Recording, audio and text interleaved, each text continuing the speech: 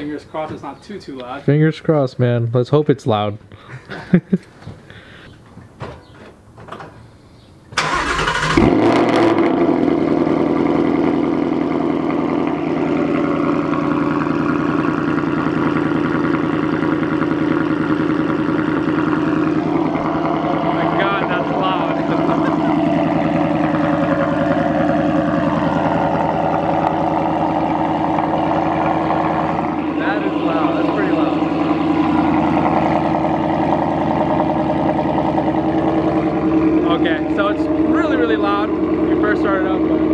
Down a little bit.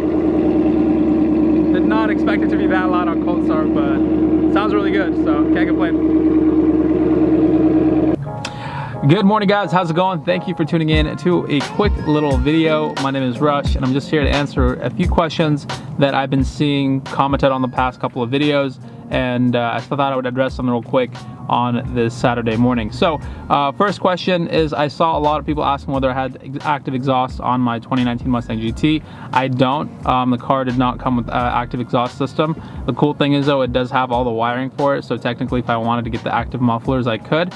It'll be around $400 for the mufflers and maybe $100 for the wiring harnesses that plug into the main harness, which is already underneath my car since it is the premium package. The reason I got a full system, this is another question I've seen, is like, why didn't you just do the muffler delete? Why'd you go with a full system? I don't want any type of drone. You know, the SRT, I did the mid muffler delete on it. There's a little bit of drone. It is super like minor, but I just want to do a full system, do it right, especially on a car that I'm doing a build on. You know, I felt like it was justified to get a full catback system. The SRT sounds really good with just a mid-muffler delete. I don't know how the Mustangs sound, but I know with the Corsa it sounds pretty good. Another question I'm seeing is whether it's raspy or not. The Corsa system, I would say a lot of people think it's like really raspy until you experience it in person. It's really not that bad. You know, the only thing with them is a lot of people get those popcorn tunes or burble tunes put onto them. And that makes it, I don't know if that adds to the rasp, because the crackles and pops, I think after a while just make the system a little more raspy. But I don't plan to do that. I don't want like the crazy amount of pops and crackles going on. So I kind of like the way the system is without that type of a tune. So the cool thing about the Corsa is if you're cruising on the freeway, dead silent, great system, no drone whatsoever. And if you're just early shifting, you know, between 2,000–3,000 RPMs is very doable. But the moment you decide to really kind of step on it, man, it's a crazy sound, and it's very exciting. You know, it changes the whole dynamic of the car. It's really fun. So that's partly why I ended up going with the Xtreme. I was going to go with the Sport, but then I heard some people saying it's not loud enough, so I just went with the Xtreme, and here we are.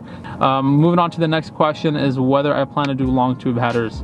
Long tube headers is like an iffy subject, because I don't know if the horsepower per dollar figure is there. I definitely don't think it is. And at the same time, I live in California, so it's just asking for a lot of trouble, because if I get state rep, then I gotta take everything off, and taking off and putting on long tube headers is no easy task. So it's not like an exhaust where it's just a couple bolts and you can just slide it out, throw the stock system on, and go get it signed off. So don't think I'm gonna end up doing long tube headers anytime soon. I'd rather put that money towards a supercharger than into the long tube headers with installation and everything. I think it's just better to contribute that to the supercharger fund. Lastly, a few guys on like 2 videos ago wanted the Camaro shirt and sticker that came in the Car Gazette box. I'm gonna go ahead and give that out. I'll probably go live and you know, just pick a winner from all the people that commented. So if you do want that shirt and sticker for the Camaro, just make sure you check me out on Instagram. I'll probably go live on there later today and give out those 2 things. Just one of you guys that wants it. I keep seeing stuff about the Challenger like being neglected and this and that, and I just want to address that. Like, obviously the Challenger is not going to be neglected. Like, I love this car, I drive it every day now, and it's a great car. Like, it's just that I've done a lot of content with it, and now that I got the Mustang and it's something new and it has some momentum on my channel, there's a lot of people tuning in to watch it.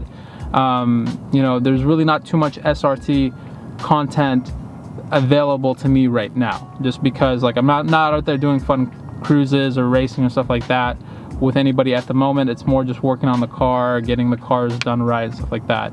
I'm doing a lot of stuff behind the scenes, and that's partly why I haven't been uploading as often.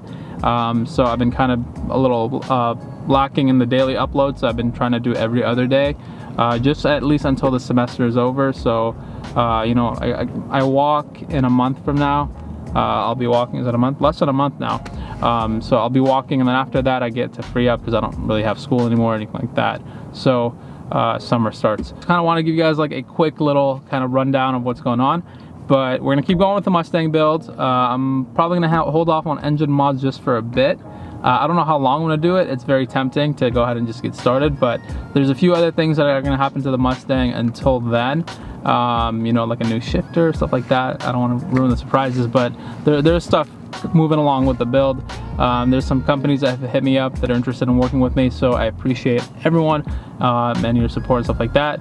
And you guys showed me a lot of love yesterday. It was my birthday. I turned 25. For all of you guys that are wondering how old I am, I get a ton of questions. I know the beard plays a big role, and you guys thinking I'm 30 years old. I'm not. I'm 25 years old as of yesterday. And you know, this feels like it's going to be an exciting and a fun year, and I'm excited to bring you guys along for the journey. So I think of one last question, and it is whether I'm scared to get pulled over and get that $1,000 exhaust ticket. First of all, I heard that the ticket is not $1,000. I think it's closer to $200, and it'll most likely end up being like a state RAF if I do get pulled over. Thankfully I don't drive like a jackass all the time, so I don't know, I don't have that fear, because I've seen a lot of people rocking exhaust systems and having a lot crazier, louder cars, and they've been okay. I think it's all about respect and doing it at the right place, right time. You know, if you're revving it through like neighborhoods and like residential areas, then yeah, you're probably getting pulled over. But if you're on the freeway, you do a pull here and there, I think you're okay. Or in the canyons, kind of, it's all right. So I don't know, that's just kind of my take on it, but who knows, you know, fingers crossed I don't get pulled over or get state rep or anything like that anytime soon. But you never know with these things. It's just kind of a matter of luck and bad place, bad time, right place, right time, who knows. So that is it for today. Hope you guys enjoyed this quick little Q&A. I know there's more questions coming in all the time.